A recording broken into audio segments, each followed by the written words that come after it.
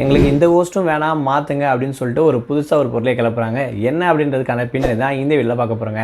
அதாவது big Boss season 8 தமிழில் வந்து பார்த்திங்கன்னா இப்போ ரீசெண்டாக விஜய் சேதுபதி அவர்கள் தான் நடத்திட்டு வந்துட்டு இருக்காங்க. அது மட்டும் இல்லாமல் இதுக்கு முன்னாடி 1லேருந்து 7 வரைக்கும் கமலஹாசன் சார் தான் வந்து பார்த்திங்கன்னா இந்த ஷோவை ஃபுல்லாக ஹோஸ்ட் பண்ணியிருப்பாங்க. நடுவில் சீசன் 7 முடிச்சுட்டு சீசன் 8 பண்ண மாட்டேன் அப்படின்ற விஷயத்துக்கு காரணம் வந்து பார்த்திங்கன்னா அவரோட பின்புலம் வேலைகள் இருந்துச்சு அப்படின்னு சொல்லலாம். அது மட்டும் இல்லாமல் மக்களுக்குள்ள கொஞ்சம் வேறு மாதிரி பரவ ஆரம்பிச்சிருச்சுன்றதாலையும் அவர் குவிட் பண்ணிட்டாரு அப்படின்னு சொல்லலாம். இந்த ஒரு விஷயத்தை வந்து பார்த்திங்கன்னா அவருடைய பர்சனலாகவும் தனிப்பட்ட வேலைகளுக்காகவும் போயிட்டார் அப்படின்னு சொல்ல வகையில் விஜய் சேதுபதி அவர்களை கொண்டு வந்தாங்க. பட் அவர் கொண்டு வந்ததுக்கப்புறம் வந்து பார்த்திங்கன்னா ஃபஸ்ட்டு ஒரு சீசன் பார்த்திங்கன்னா டிஆர்பி வேறு லெவல் போச்சு.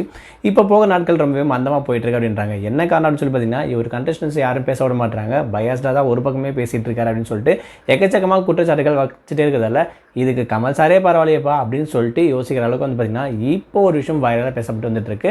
பட் விஜய்ஸ் இப்போ வந்து பார்த்திங்கன்னா கொஞ்சம் சீசன் வந்து பார்த்திங்கன்னா மந்தமாக தான் போயிட்டு இருக்கு. அதுக்கு காரணம் உள்ள இருக்கக்கூடிய கான்செப்ட் தான் தவிர விஜய் சேதுபதி அவர்கள் இல்லை அப்படின்ற விஷயம் இந்த இடத்துல தெரிஞ்சுக்கணும். ஸோ அதனால் கமல் சாரே மறுபடியும் வந்தால் கூட நல்லாயிருக்கும் அப்படின்னு சொல்லிட்டு இந்த ஷோ பார்க்குற ஒரு சில பேர் வந்து பார்த்திங்கன்னா எதிர்பார்த்துட்டு இருக்காங்க. உங்களுடைய பதில் என்னன்ற விஷயத்தையும் நீங்கள் எந்த ஹோஸ்ட் பண்ணால் இது நல்லாயிருக்கும், அதாவது கமல் சாரா இல்லை விஜய் சேதுபதி சாரா, இவங்க 2 பேரில் யார் உங்களுக்கு பிடிக்குன்றதை மறக்காமல் கமெண்ட் பாக்ஸில் மென்ஷன் பண்ணுங்கள்.